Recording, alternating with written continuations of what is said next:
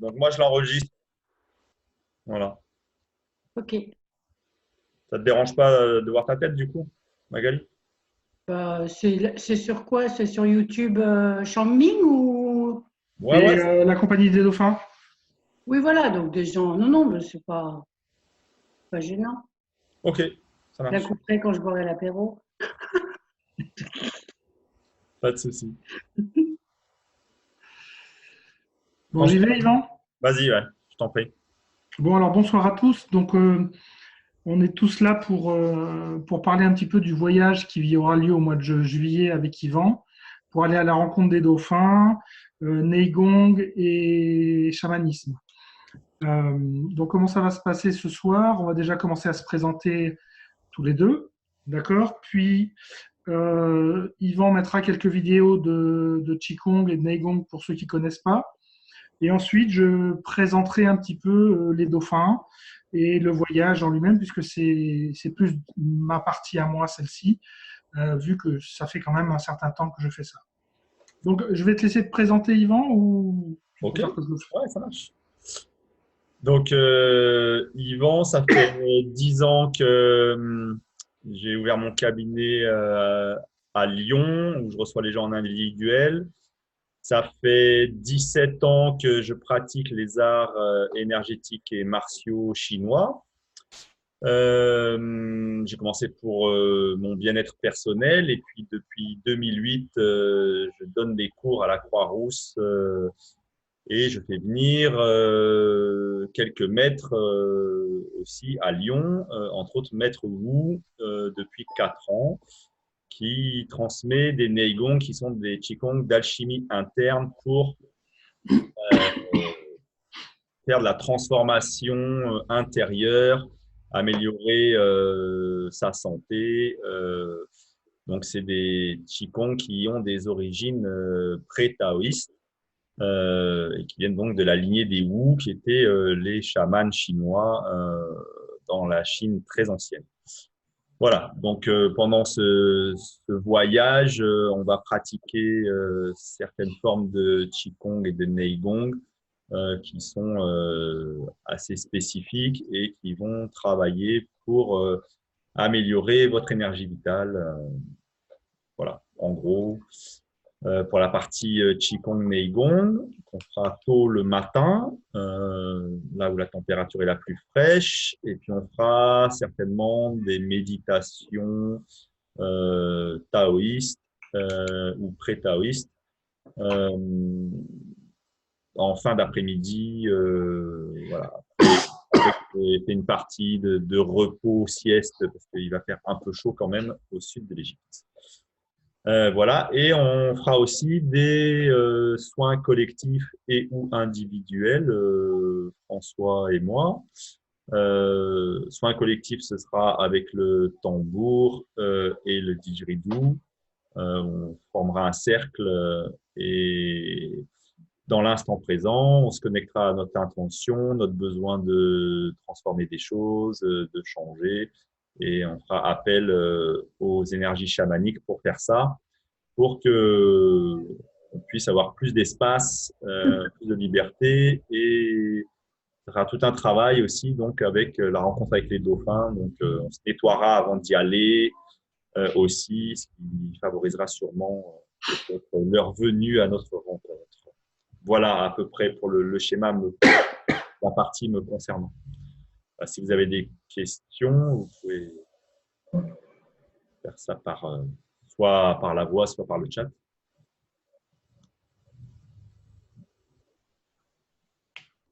Pas de questions. A Voilà. priori, pas de questions. Donc, moi de mon côté, Ah donc, si, il y a une question de Stéphanie. Faut-il un prérequis pour le Neigong? Non, il n'y a pas de prérequis pour le Neigong, ni pour le Qigong. Si on n'a jamais pratiqué, il n'y a pas de souci. J'ai croisé plusieurs maîtres d'art énergétique et martiaux chinois et il y en a un jour qui a dit, mais nous sommes tous toujours que des débutants, moi y compris. Il avait un niveau que je n'aurais probablement jamais, parce qu'il avait commencé à l'âge de 4 ans à peu près, et il en avait une soixantaine à l'époque. Euh, donc, ce qu'il voulait dire par là, c'est qu'en on en est où on en est et on ne peut que progresser sur cette voie et le Qigong et le Neigong. Donc, il y a aucun problème pour ça. Voilà, et j'expliquerai pendant quand on pratique voilà, d'où ça vient, comment on pratiquera et il y a des aspects d'ouverture et de fermeture qui seront bien entendu pendant le séminaire. Voilà. D'autres questions?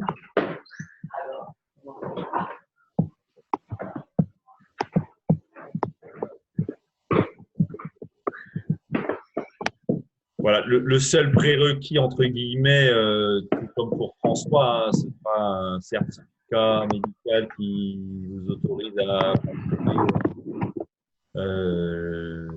la natation et en masse bas et voilà, qui dit OK, vous pouvez pratiquer le Qigong. Hormis ça, il n'y a pas de souci. Est-ce que Magali et Véronique, vous pouvez enlever le son, s'il vous plaît? Normalement, c'est en bas à gauche. Vous avez un micro. Il faut juste cliquer dessus. Super, merci Magali. Parce qu'en fait, on entend beaucoup le bruit qu'il y a derrière. Et, ouais, c'est bon. Super. T'as fini, Yvan? Ouais, j'ai Ok. fini par la partie. Donc, de mon côté, moi, je suis installé en tant que thérapeute à Lyon depuis 2006. J'ai ouvert mon cabinet à la Croix-Rousse. Alors, j'ai commencé par la métakinébiologie, qui est une technique qui découle, enfin, c'est plus un concept même qui découle de la kinésiologie et qui permet vraiment de réinformer et de mieux gérer son stress. J'ai mis en place une technique qui s'appelle l'énergétique crânienne. Je suis formé à l'EMDR et la micro-ostéo. Donc voilà en gros ce que je fais en cabinet. Et à côté de ça, je suis brevet d'état de plongée subaquatique, donc instructeur plongée. Et en fait, ce sont les dauphins qui m'ont amené à la plongée. Et ce n'est pas la plongée qui m'a amené au dauphin. Voilà. Donc moi, je fais ces voyages depuis… Mon tout premier voyage, pour moi, il a été en 98. Et depuis 99, j'organise des voyages en Égypte, d'abord dans le Sinaï, et puis ensuite là où on va aller, c'est-à-dire dans le grand sud de l'Égypte, dans un atoll qui s'appelle Sataya. Donc pour ma présentation, moi, ça s'arrêtera là. Si jamais vous voulez d'autres informations au niveau à propos des thérapies que je propose, je vous invite à me poser des questions à la fin. Comme ça, ceux qui ne sont pas là ou ceux que ça n'intéresse pas pourront quitter la visioconférence. Par contre, effectivement, comme disait Yvan, il va y avoir effectivement des sessions, soit en individuel, soit en groupe, et on pourra nous adapter, on pourra s'adapter vraiment aux besoins des personnes en fonction des différentes techniques que l'on a. Voilà. Alors, la rencontre avec les dauphins, c'est jamais en bouteille. C'est toujours en palme masque tuba. Pourquoi en général, je l'explique un petit peu plus tard, mais c'est tout simplement parce que les dauphins communiquent et expriment beaucoup de leur émotion à travers, avec des bulles. Et quand on voit un plongeur avec des dauphins, quand ce n'est pas les dauphins qui ont choisi de venir, ben, ils font souvent, en fonction de l'émotion qu'ils ont, ils vont souvent faire beaucoup de bulles. Et ça va faire que les dauphins ne s'approchent pas. Mais il arrive quand même qu'on se fasse approcher en bouteille par des dauphins. Ça m'est arrivé, mais les fois où moi j'ai voulu m'approcher des dauphins en bouteille, ça n'a jamais marché. Voilà.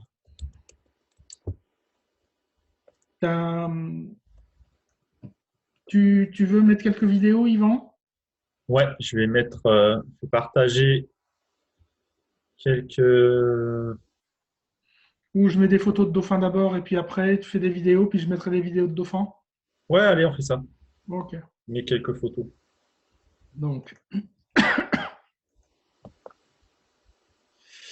Voilà, alors il faut que je partage mon écran. Donc, vous venez de voir ce qui était là, c'est le logo de la Compagnie des Dauphins, hein, vous devez le connaître si vous avez vu des vidéos. Donc, voilà.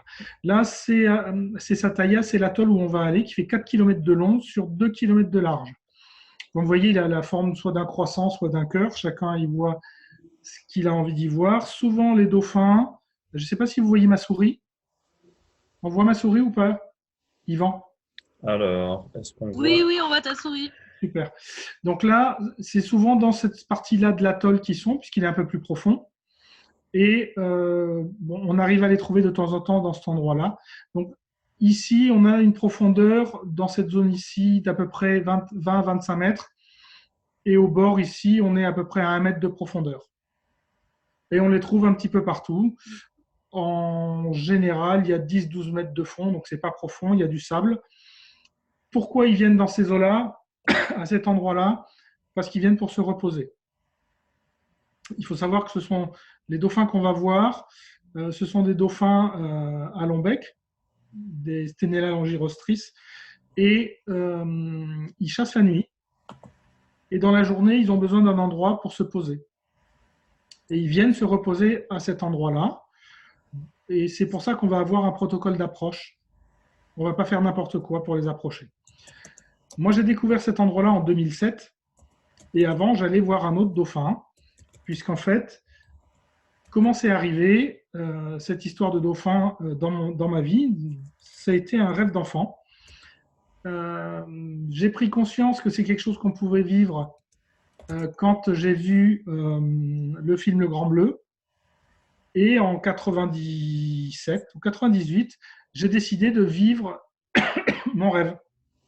Donc j'ai fait des recherches et j'ai trouvé en mer Rouge, dans le Sinaï, ce dauphin que vous voyez, qui s'appelle Ouline, qui était un dauphin ambassadeur et qui laissait les gens s'approcher. Donc la première fois que j'ai été la voir,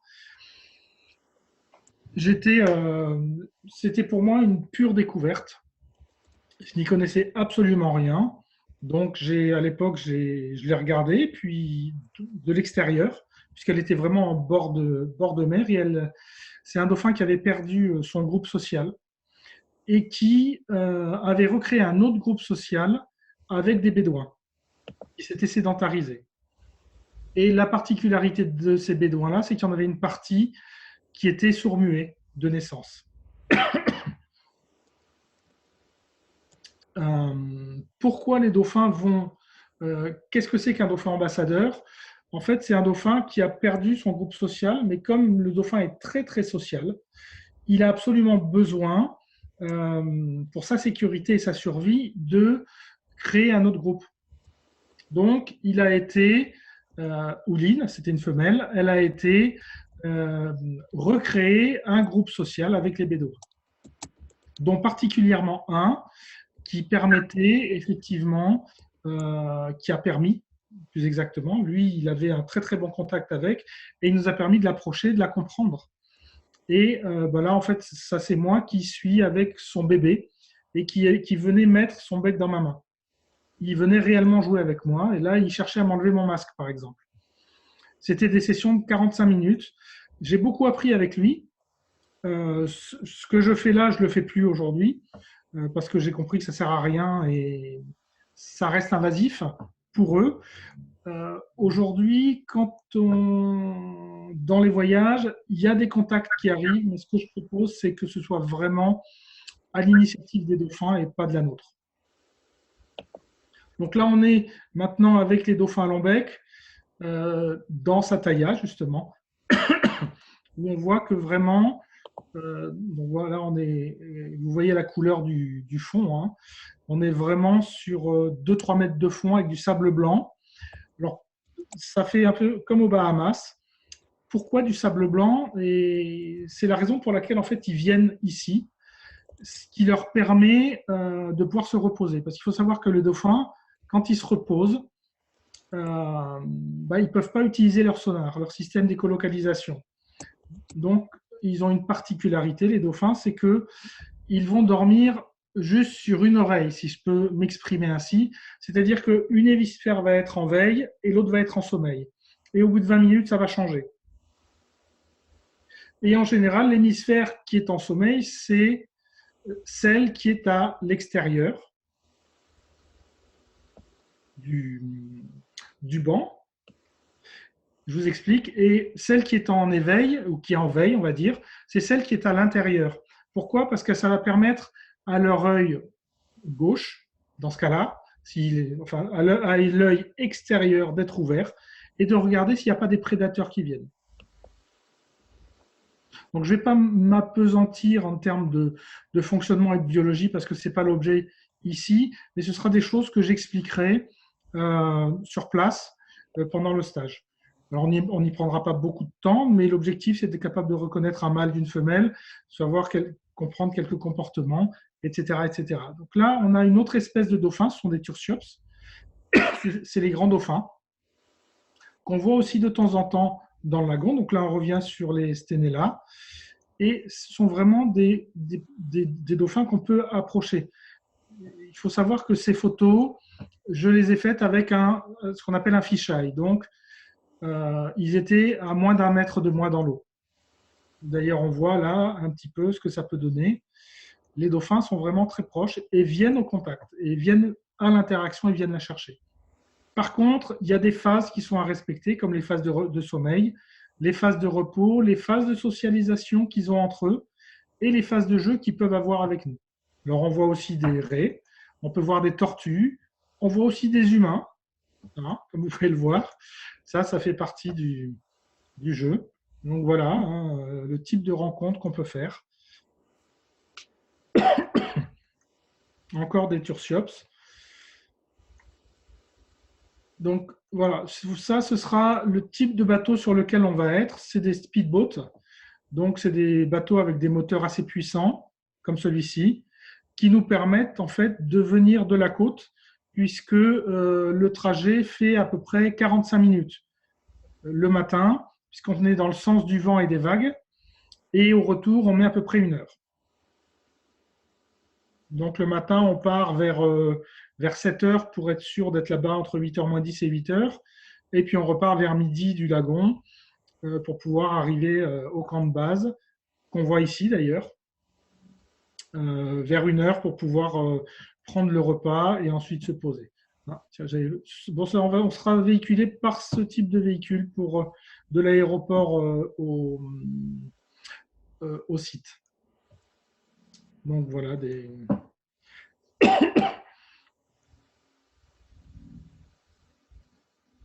Donc on est là dans une phase de socialisation entre eux où on voit bien qu'ils acceptent complètement le plongeur à partir du moment où il n'est pas invasif.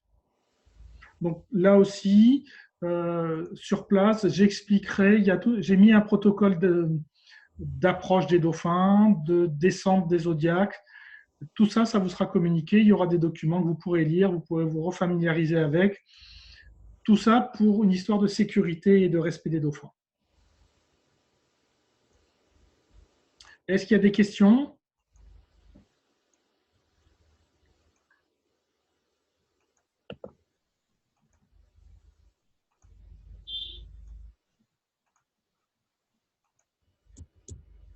Donc, on peut voir, alors moi j'ai vu jusqu'à 170 dauphins en même temps. Ils sont là la majorité du temps. Ça arrive que certains jours ils ne soient pas là, ils ne viennent pas. Néanmoins, sur le dernier voyage, par exemple, il y a eu une journée où ils n'étaient pas sur le lagon et ils sont venus à nous à l'extérieur.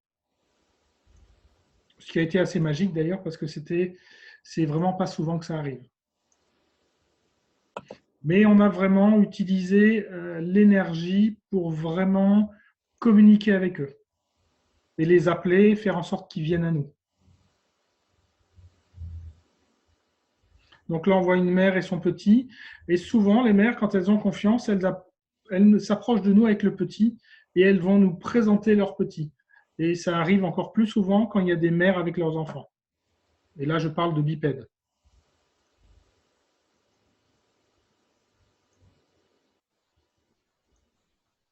Donc là, c'est des poissons clowns qu'on trouve aussi dans le lagon. Donc voilà Donc, comme vous pouvez voir, ils sont très joueurs. Ils tournent autour de nous et à partir du moment où on est vraiment fatigué, ils s'arrêtent. Hop.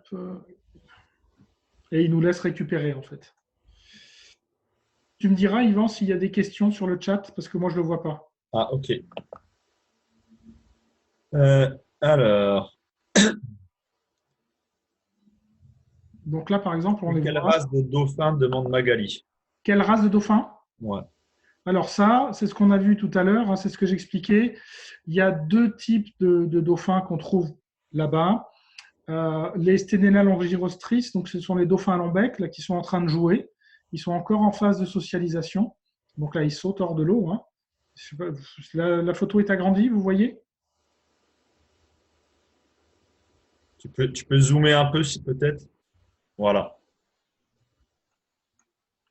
Voilà. Donc il y a ça, cette espèce de dauphin-là. C'est ceux qu'on voit le plus là aussi. C'est ce qu'ils appellent les spider dolphins aussi, les spinner dolphins, ceux qui sautent et qui font des torpilles, Des qui loopings. tournent, qui font des vrilles. Donc ce sont ceux-là. On les reconnaît très bien parce qu'ils ont le ventre blanc, une bande un peu gris clair et du gris foncé sur le dos. Ils sont tricolores. C'est ça. Avec un bec fin et allongé. Ok. Donc je sais que tout à l'heure, vous voyez là, c'est ce que je vous disais, ils viennent vraiment tourner autour des gens, ils jouent avec eux. Et vraiment, en plus, moi, ce que j'ai pu constater, c'est qu'ils comprennent ce qu'on dit, ce qu'on pense. C'est-à-dire que moi, je m'adresse à eux mentalement, et à partir du moment où j'arrive à faire ça, j'ai vraiment la sensation qu'ils m'entendent et qu'ils vont réagir en fonction de ce que je dis. Ok. Il y a une question de Stéphanie qui demande si les palmes et les tubas sont fournis. Non. Pourquoi non? Parce que alors, il y a moyen d'en louer sur place, hein, mais ça ne va pas être du super matériel de snorkeling. Et pour moi, c'est vraiment comme partir en randonnée. C'est-à-dire que si je prends des chaussures qui sont faites à un autre pied, ben, je risque d'avoir mal et ça risque de me gâcher tout le séjour. Donc moi, j'invite vraiment les gens, les personnes à acheter leur propre matériel, à investir. Ça va vous coûter 80 € maximum. Après, ben moi, j'ai quelques paires de palmes que je peux louer, mais j'en ai pas beaucoup puisque je ne suis pas un magasin, c'est personnel et c'est des choses que j'ai en double. Ok. Et il y a une question, quelle est l'espérance de vie d'un dauphin en moyenne? Alors, les Turciops, il faut compter, c'est une bonne quarantaine d'années, si je ne dis pas de bêtises, en liberté. En captivité, c'est la moitié, voire moins. Ouais. Les Stenella, eux, ben en fait, ils vont pas, on en a pas, il n'y en a pas en captivité. Les seuls que les dresseurs arrivent à dresser, ce sont les dauphins, ce qu'on appelle les bottlenose, les grands dauphins, flippers. Donc voilà, on voit bien les trois couleurs. Ici, le blanc, le gris et le gris foncé presque marron. Donc là, on voit que c'est une femelle. C'est une femelle ou un ado, on va dire. Et on voit bien le bec qui est assez long et fin. Donc ici, on a le melon. Vous voyez la souris toujours, hein? Ouais, ouais. Donc le melon, ils vont émettre leur système d'écolocalisation. Il est fait avec leur évent, qui est au-dessus de la tête ici. Ils envoient une onde, ou des ondes, un peu comme les chauves-souris, hein, à travers le melon, et ça part en faisceau. C'est comme un sonar sous-marin. Et dès que ça va rencontrer une masse, que ce soit un poisson, un sac plastique, une méduse, un rocher, ça va repartir dans l'autre sens et ils vont récupérer l'onde par la mâchoire inférieure qui va venir dans l'oreille interne et ça va leur permettre d'avoir une image de leur environnement. Ok. Voilà comment fonctionne le système d'écolocalisation des dauphins. C'est pour ça qu'ils peuvent chasser la nuit. Après, il y a Noah qui demande si les dauphins sont chassés. Alors, la chasse aux dauphins est interdite. Donc voilà un Tursiops, hein, par exemple. C'est une femelle, on voit bien qu'elle est pleine. Donc les dauphins, oui, ils sont encore chassés. Ils sont encore chassés, par exemple au Japon, ils sont chassés. Maintenant, est-ce que sa question, est-ce que c'est par les humains ou c'est par d'autres animaux? Hein, Noah, c'était quoi ta question? Par les humains. Oui, par les humains, ça arrive. Ben, beaucoup d'Asiatiques et principalement au Japon.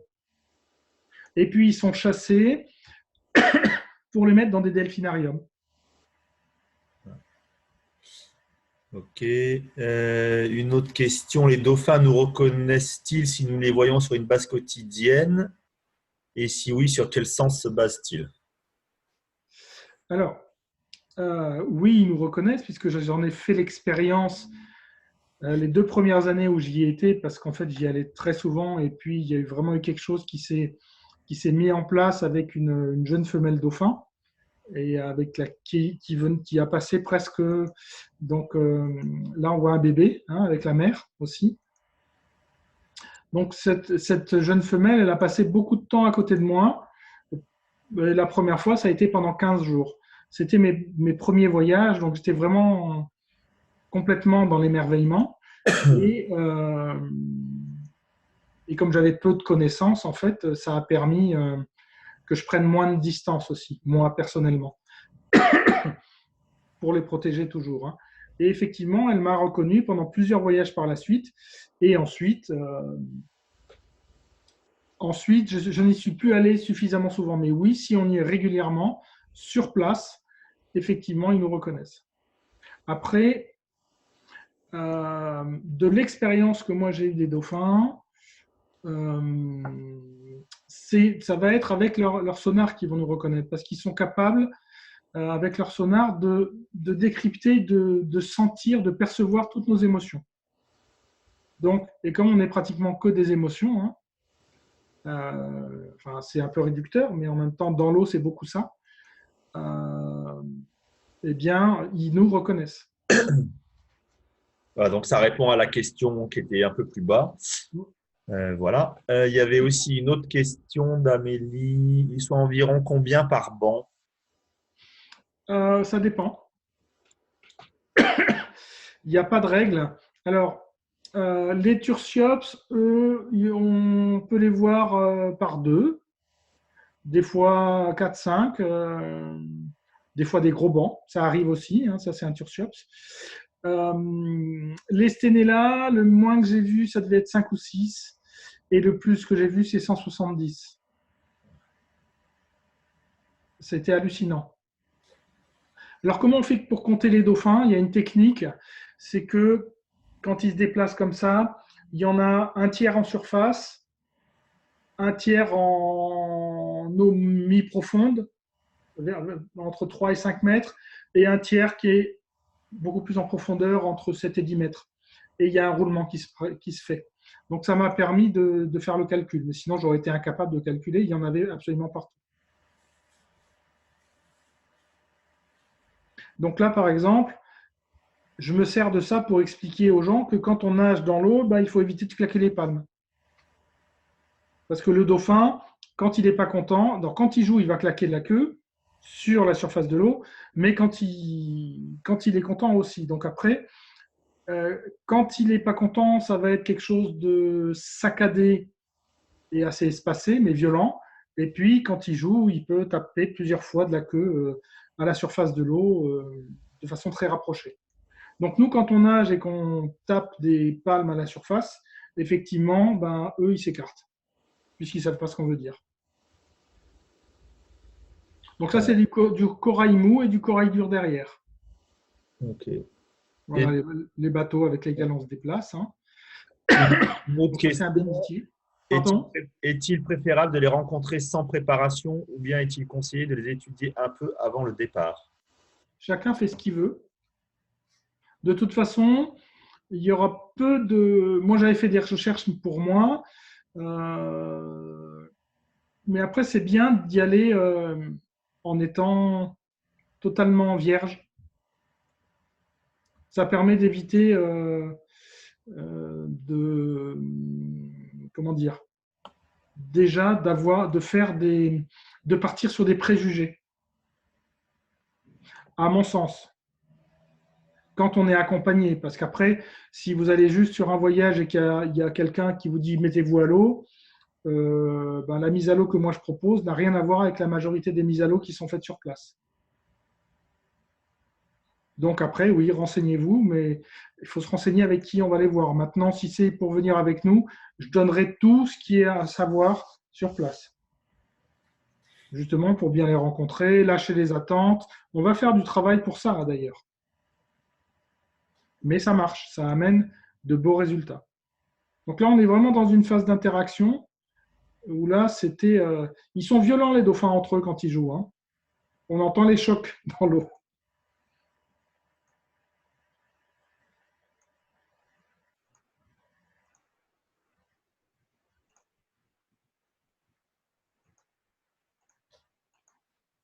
Donc voilà quelques images. Et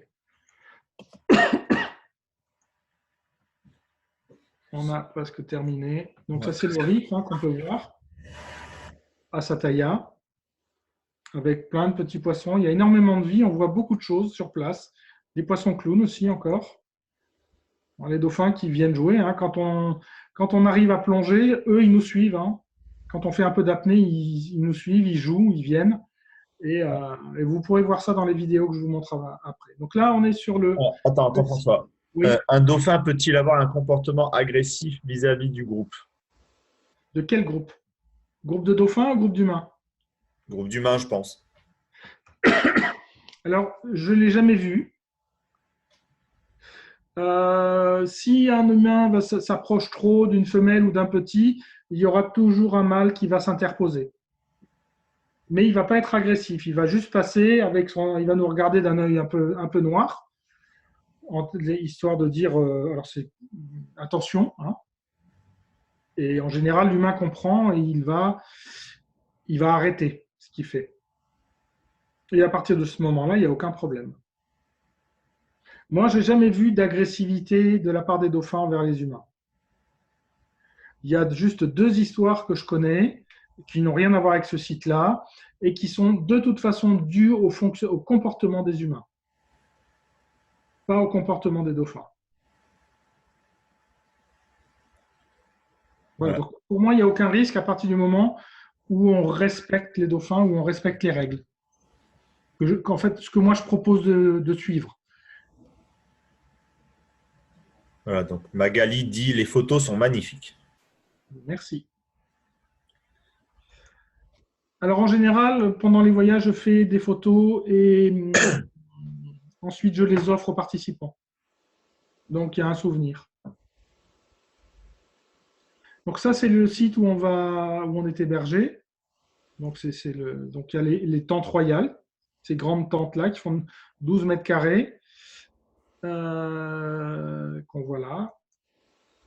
Donc là, c'est une zone de repos. Il y a des bungalows derrière, en dur. Donc là, ça, c'est la lagune à côté, une petite mangrove. Voilà, donc là, Là, on a le restaurant ici, l'accueil, donc encore les tentes. Les endroits où on fait sécher le matériel de plongée. Quand on revient, on aura un emplacement pour laisser les palmes, masques, tubas, combinaisons, enfin tout. Et voilà les bungalows en dur dans lesquels on peut dormir. Donc il y a le choix en hébergement entre bungalows en dur, ce qu'ils appellent des chalets, des tentes royales qui font 12 mètres carrés, avec un frigo et un ventilateur à l'intérieur. Et puis il y a les tentes simples qui font, elles, 9 mètres carrés. Il y a 2 lits, il y a de l'électricité, il y a des étagères. Il n'y a pas de ventilateur par contre. Alors, il y a Ludivine qui te dit c'est vrai, elles sont trop belles, donc les photos, voilà. Oui, j'ai compris. Stéphanie demande s'il y a des vaccins à prévoir. Aucun. Et puis Amélie demande s'il fait chaud. S'il fait, S'il fait chaud. oui, il fait chaud. Il fait assez chaud. Au mois de juillet, il fait 35 à l'ombre. Et la nuit, ça descend à 24-25. Là, on a ce qu'on appelle un concombre de mer. Ceux-là, on les trouve en Égypte. Hein. Alors, Magali demande s'il y a besoin de combinaison du coup pour nager. Alors, moi, j'invite vraiment les gens à s'acheter une petite combinaison, ce qu'on appelle un shorty, une petite combinaison courte, qui, avec la combinaison descend au niveau des genoux et au niveau des coudes. À prendre en 2 mm, ça permet d'avoir une bonne flottaison tout en n'étant pas handicapé lors de la nage. Et ça permet aussi un bon sentiment de sécurité parce que ça va éviter de couler. Donc, ce n'est pas une obligation, mais moi, je le conseille fortement. Après, si Magali est une nageuse olympique, ben là-dessus, après, je ne dirai rien. Elle pourra venir avec un t-shirt pour se protéger du soleil. Mais je conseille quand même grandement une petite combinaison. Il n'y a pas besoin de prendre une grande combinaison longue parce que là, vous aurez vraiment trop chaud et ce sera handicapant. Donc là, encore un bénitier. Donc là, un corail dur. Dans ces coraux durs, on va souvent avoir des petits poissons verts ou bleus qu'on appelle des demoiselles qui viennent se protéger, se réfugier entre les coraux, justement pour éviter la prédation. Alors, d'autres questions. Y a-t-il d'autres animaux marins qui peuvent se joindre au groupe de dauphins? Il y a quoi? Y a-t-il d'autres animaux marins qui peuvent se joindre au groupe de dauphins? Oui, ça arrive. Enfin, ils sont pas avec. J'ai déjà vu, moi, des sténélas avec 1 ou 2 tursiops. Mais dans le lagon, j'ai rien vu d'autre. On a aperçu il y a 3 ans une raie manta. Et on voit des tortues, on voit des raies. Mais ils ne sont pas dans le banc des dauphins. Est-ce qu'il faut bien savoir nager pour les enfants? Ah bah pour les enfants, c'est mieux, mais après, on peut trouver un compromis avec, entre autres, ce petit shorty et puis un gilet de sauvetage s'ils ne sont pas à l'aise. Mais en général, j'ai même vu des gens qui avaient, l'année dernière, par exemple, j'étais avec une personne qui était phobique de l'eau, qui ne pouvait pas mettre la tête dans l'eau. Donc, on a fait, la première fois, avant même d'aller voir les dauphins, on a fait une séance dans l'eau pour qu'elle puisse s'acclimater. Et à la fin de la séance, elle mettait la tête sous l'eau, sans masque. Et elle a profité du voyage à fond. Et chaque jour, elle faisait des progrès. Et aujourd'hui, les gens ne la reconnaissent pas dans l'eau parce qu'en fait, dès qu'elle prenait un peu d'eau sur le visage, elle tombait en catalepsie, elle coulait. Et aujourd'hui, elle est complètement à l'aise et elle n'a plus peur de l'eau. Voilà. Et question subsidiaire, tu conseilles de les emmener à partir de quel âge les enfants? Bah, à partir de 7 ans, c'est sans aucun problème. J'ai eu un enfant qui avait 6 ans, le plus jeune, et ça s'est très bien passé, mais c'est sous la responsabilité des parents. Parce que moi, je fais attention à tout le monde, je fais des photos, et je ne peux pas m'occuper spécifiquement d'une personne à chaque fois. Donc là, on peut voir que c'est très très riche. Hein, il faut savoir que les coraux sont des animaux marins, hein, c'est pas de la pierre, c'est des animaux microscopiques et qui se développent et ça pousse de 1 millimètre en 1 an. Donc ça met beaucoup de temps à pousser. C'est pour ça qu'il faut faire très attention au corail. Donc voilà une tortue. Donc ça, c'est une tortue imbriquée.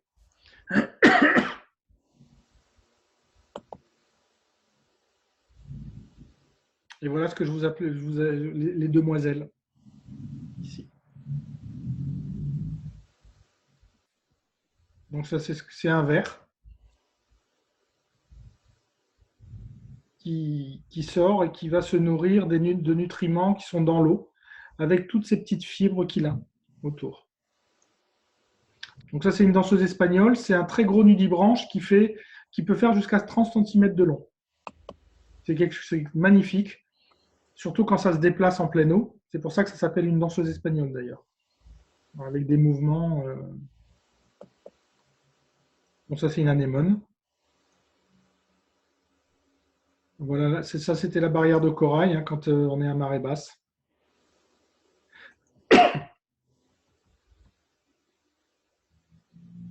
Donc ça, c'est les surprises des photos qu'on peut faire.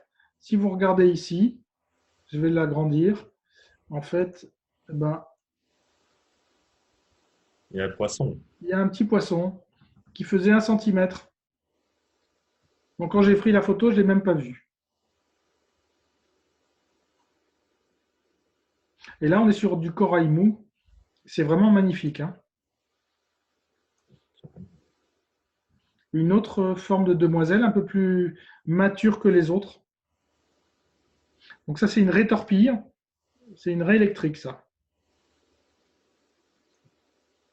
Une raie pastenague à pois bleu.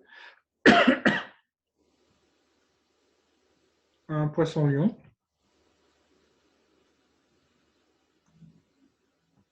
Donc une tortue verte. Une autre.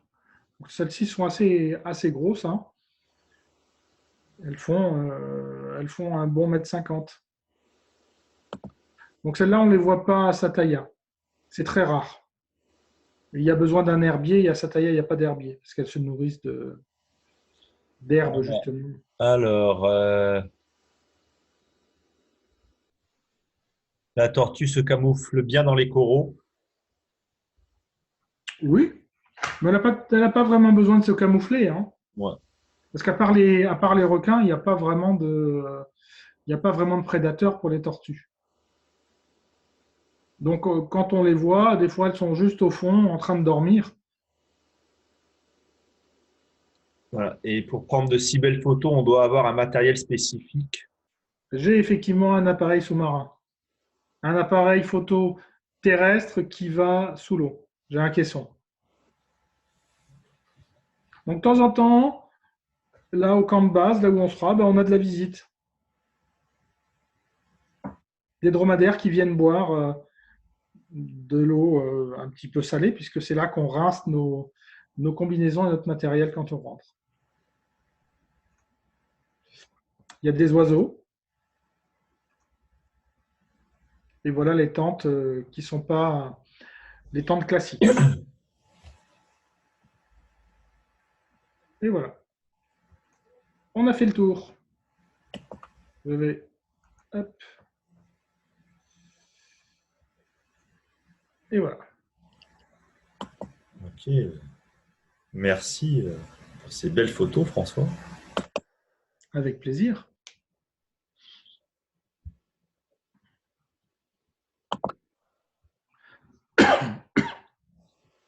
Ok. Alors.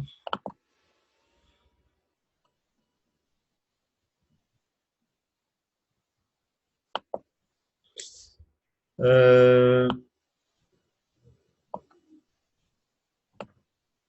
je vais vous montrer quelques petites vidéos de Qigong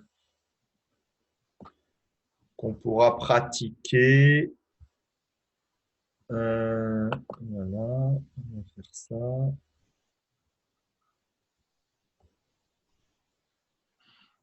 Et ensuite, moi, je vous mettrai quelques vidéos des dauphins qu'on a prises ces derniers temps.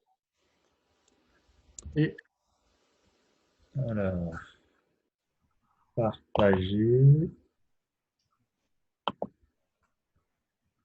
Voilà, donc ça, c'est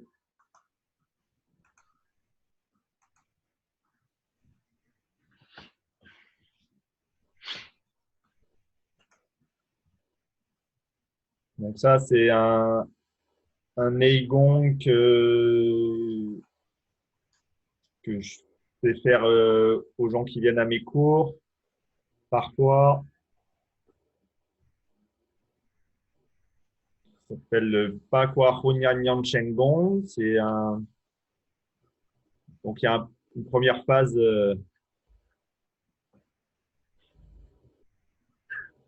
où on vient éliminer toute la vieille énergie dont on n'a plus besoin. Et on vient accumuler de l'énergie en inspirant.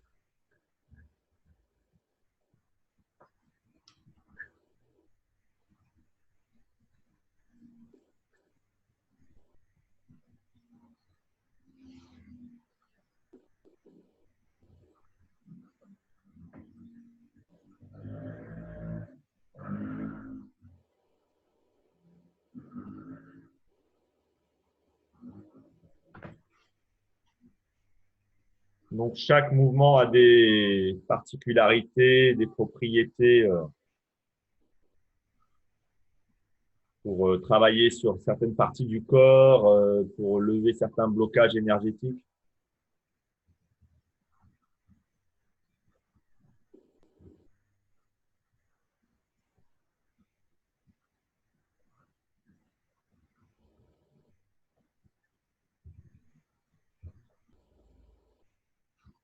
Et renforcer son énergie vitale.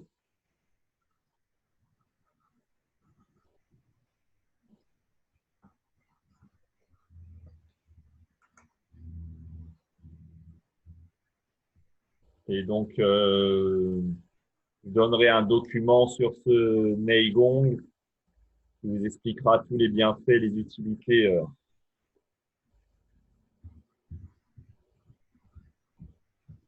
de chaque mouvement et l'intérêt de chaque mouvement.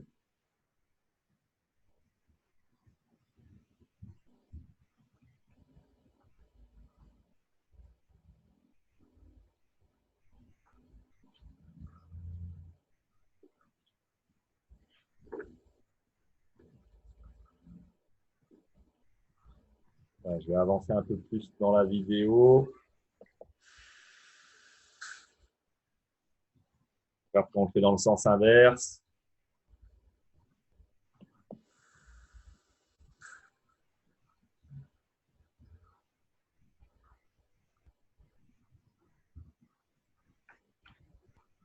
Après, il y a un troisième mouvement.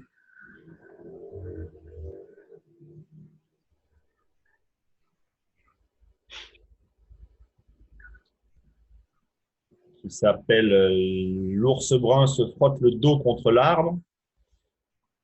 Voilà.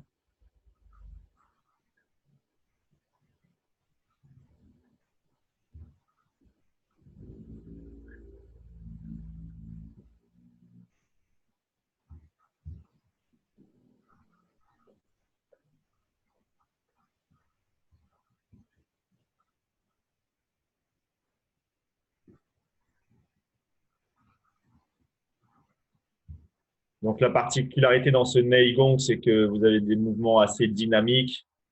Et ensuite, il y a des mouvements purement posturaux, comme celui-ci, où on vient capter certaines formes d'énergie pour renforcer nos trois dantians, donc nos trois centres principaux sont situés, un dans le ventre, un au milieu de la poitrine et le troisième au niveau de la boîte crânienne.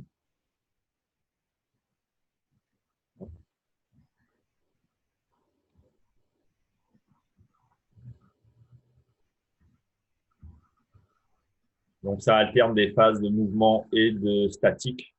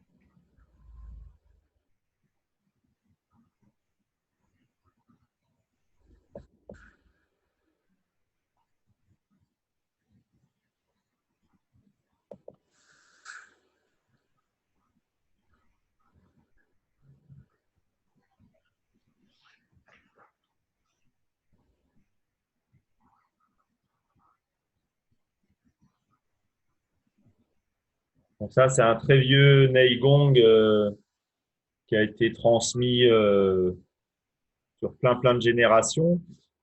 Et l'un des derniers qui a pratiqué ce Neigong, il a vécu jusqu'à 119 ans.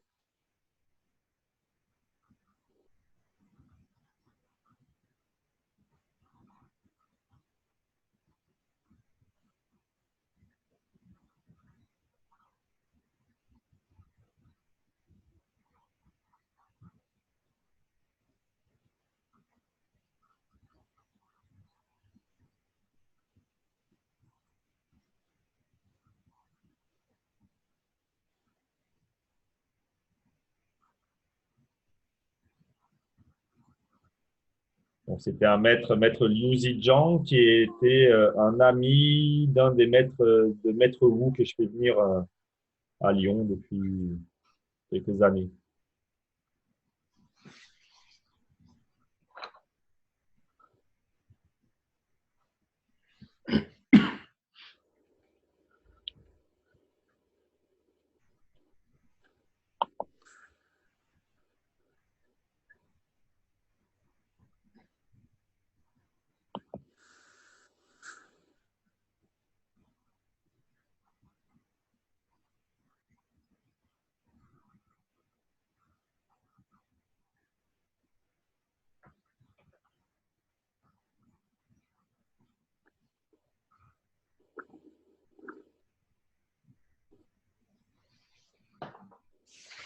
Alors, ça vous donne un aperçu de ce qu'on pourra travailler.